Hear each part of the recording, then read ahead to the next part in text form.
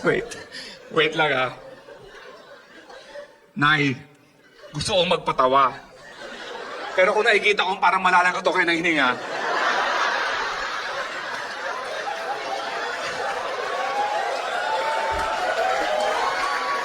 medyo magpapapirma muna ako ng waiver. Dahil ayoko pagkatapos ito, nasa ER ako. At hindi ako ang main character. Kaya pa po ba? Kasi may konting pula na sa medyo may... Nakakatakot yung tawang may tigil. Kaya pa na ha?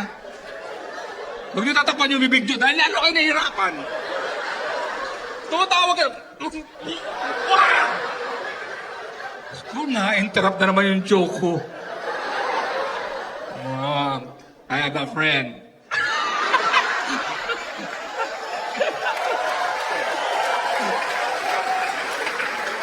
At sabi ko, magiging maganda tong ano to dahil may dalawa ditong, di ba? Pinagpalit ang madyong para... Natutuwa ako kasi you remind me of my mom, especially you po. Ganyan po ang itsura ng mami ko. Kasi nagsusugal ang nanay ko. Nagsusugal kayo? Aminan. Yung mami ko, nagsusugal siya. Nanalo siya ng sugal 2 a.m., 15,000. Nag-jeep siya. Pinili niya mag-jeep. Pinati niya, panalo niya ng 15,000. Sabi niya, nilagyan dito 7,000, dito 8,000. Sabi ko, ba't hindi 7,500? Maliit yung suso ko dito eh. Tapos na-hold up sila sa jeep. 2 a.m. na-hold up. Sumakay, 3 hold upper. May isang hold upper na assign sa nanay ko. Yung dalawa, sa ibang pasero, talagang ang tatapang sa iba. Hinahablo talaga sa mami ko. Nag-uusap sila kasing nanay ko. Binudul-budol. Sabi, ginamitan ng word na, Anak, kunin mo na yung pera. Yung pera niya, 50 pesos. Kasi yung 15,000 nasa suso niya. Pangit naman pag ginaganon siya, di ba? Ginaganon siya. Sabi niya, kunin mo na yung 50 pesos, ibalik mo na yung picture ng mga apo ko. Ginaganon pa ng mga hold up. Ito po ba apo niyo? Kada balik niya, kinukwento niya yung buho.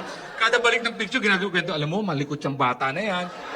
Nainip siguro yung hold upper. Binalik sa tapos dinagdag pa siya na 100. Naawa sa nanay ko. Sa hold up na yun, kumita yung nanay ko na 100.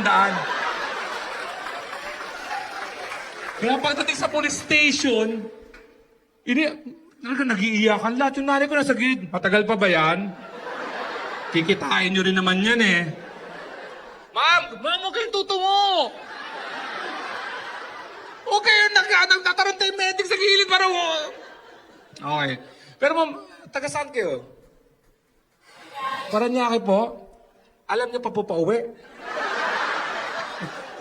Hindi nyo na. Oh, I have a friend. First time nyo nanood? First time nyo nanood?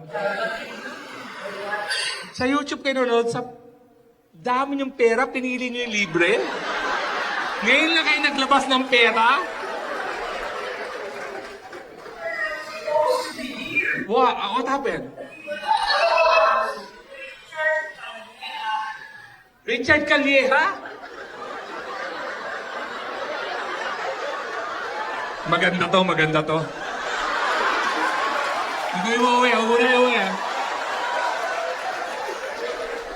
So dapat papanoorin nyo si Richard Calleja na nagkataon na kasabay ko? Na stand-up comedian din? Anong mundo nyo na...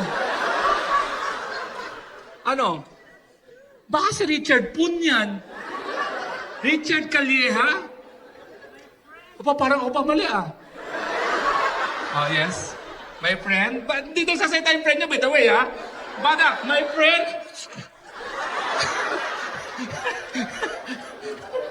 Nasaan si Richard? Anong ginagawa ni Richard Calleja?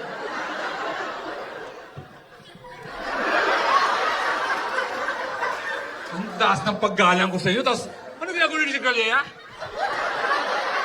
Saan tayo pupunta? Sa Mankind o sa Adonis? Oo, gets ko na.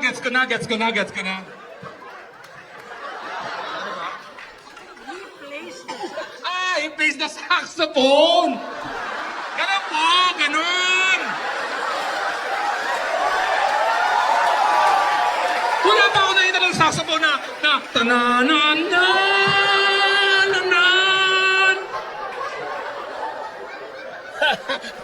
Balik na ulit tayo sa joke.